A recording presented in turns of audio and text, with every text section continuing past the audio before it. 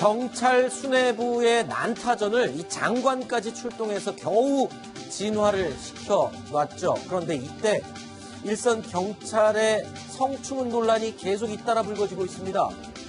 떨어지긴 낙엽도 좀 조심해야 될 이때입니다. 대체 경찰 내부에서 무슨 일이 일어나고 있는지 살펴보도록 하겠습니다. 자, 보다 못해서 제3자가 신고에 나섰다는 이 경찰 내 성추행. 도대체 이게 어떻게 된 일입니까? 김태현 변호사님. 자, 이제 50대 서울 시내 한 파출소에 근무 중인 50대 남자입니다. 네. 20대 여성이 실습을 왔습니다. 여자 후배. 같은 경찰 후배군요. 그렇죠. 경찰 후배인데 이제 파출소 이제 실습을 왔다는 거죠. 나이 차이가 거의 뭐 네. 30살이 나지 않습니까? 그런데 회식하고 나서 2011년에 모텔로 데려가서 성폭행을 한 겁니다. 술에 취한 상태에 있는. 같은 경찰 선배가 경찰 후배를요. 그렇죠. 그런데 그 이후에 또 그 여성의 알몸 사진을 촬영했다는 것이고 그래가지고 협박을 한 겁니다. 그러면은 신고를 할 수 있을까요? 못하죠. 앞으로 계속 경찰 일을 해야 되는데. 그래서 그걸 가지고 알몸 사진 가지고 협박을 하면서 수시로 찾아와서 성추행을 했다는 거고 그래서 지금 보다 못한 이 너무 괴로웠을 거 아니겠습니까?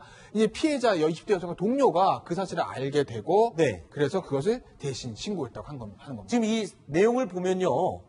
지금 여기가 경찰이다. 두 사람이 경찰이다라는 것만 빼고 이 내용만 보면 아주 악질스러운 범죄자들의 행동과 똑같습니다. 근데 이거를 그 범죄자를 잡아야 될 경찰이 저지른 그것도 같은 경찰 후배에게 저지른 성추행, 성폭행 사건이다.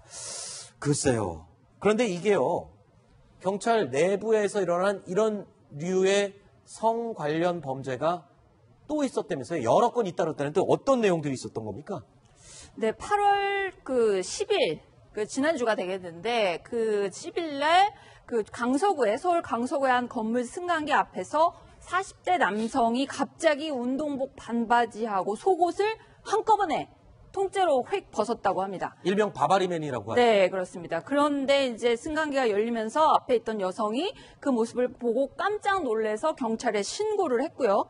이 남성이 그때 이제 그 현행범으로 잡혀가서 경찰에 가서 한 얘기가 가관입니다. 낮부터 술을 마셨다. 그래서 기억이 잘 안 난다. 뭐 이런 식으로 얘기했는데 알고 보니까 그 사람이 종로경찰서의 현직 경찰관이었던 겁니다. 아하. 현직 경찰관이 저는 그 10일 평일날 4시 반에 그렇게 근무 시간 아닌가요? 그렇죠. 그렇게 가가지고 술까지 낮부터 마시고 그런 짓을 해도 되는지 모르겠지만은 그 불과 한 엿새 전에 그런 일이 벌어졌던 겁니다. 그 사람 2015년 그러니까 지금으로부터 2년 전에도 비슷한 짓을 해가지고 계급까지 한 계급 강등돼서 한 번 징계를 받았다가 구제된 사람인데 구제 불능으로 이번에 확실히 판명이 난 겁니다. 최근에 한 3달만 살펴봐도 벌써 한 6건데요. 네. 그런 관련된 부분들이. 네. 지난 5월 달에는 현직 경찰 3명이 네. 성매매, 미성년자 성매매를 또 했었습니다.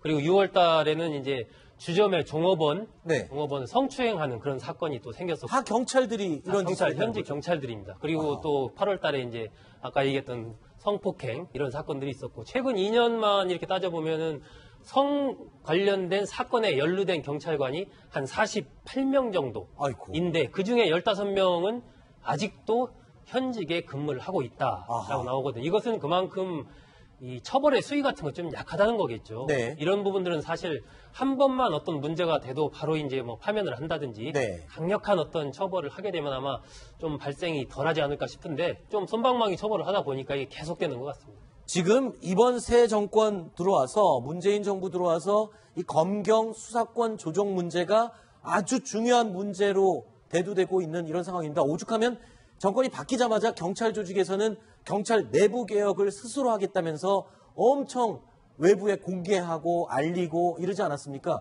근데 그럼 뭐합니까? 지금 안에서 이런 식으로 어처구니 없는 성범죄가 잇따라 이루어지고 있는데 이런 거는 지금 검찰 조직에서 보면 지금 굉장히 글쎄요. 저런데 어떻게 수사권을 나눠 갖겠다는 거야? 이런 지적할 수밖에 없겠어요. 경찰 입장에서는 경찰 내부에서는 이것은 일부 경찰관의 일탈이다. 그래서 전체 경찰은 그렇지 않다. 이런 식으로 이제 좀 이렇게 꼬리 자르기 식으로 얘기를 하는데요. 그렇지만 이제 이런 범죄가 지금 너무 이렇게 자주 일어나다 보니까 과연 이런 수준의 경찰에게 국민의 기본권과 직결되는 수사권을 맡길 수가 있느냐. 네. 예, 이 부분에 대한 강력한 회의감이 다시 생기는 것이고요. 그렇죠. 그래서 지금 이 돌아가는 방향이요. 처음에는 기소와 그 수사의 분리 쪽으로 가다가 그 다음에는 수사권 조정으로 가다가 이제 문부일 검찰총장 임명 후에는 어떻게 되냐면 검찰 수사를 갖다가 조금 더 민주적으로 하기 위해서 시민들이 뭐 위원회에서 참여해가지고 검찰 수사를 좀 견제하자. 네. 이런 식으로 이제 검찰 수사에 대한 뭐 조정 얘기가 나오고 있거든요. 그러면 결국은 이 정부 안에서도 이게 경찰에 계속되는 뭐 일탈이라든지 이런 때문인지 모르겠지만 경찰로의 그 수사권 이관이라든지 이런 부분은 이루어지지 않을 수도 있다. 이런 생각이 알겠습니다. 듭니다. 자, 7번째 이야기까지 살펴봤습니다. 8번째 이야기도 준비되어 있습니다. 저희가 7위로 꼽은 내용인데요. 확인해 보시죠.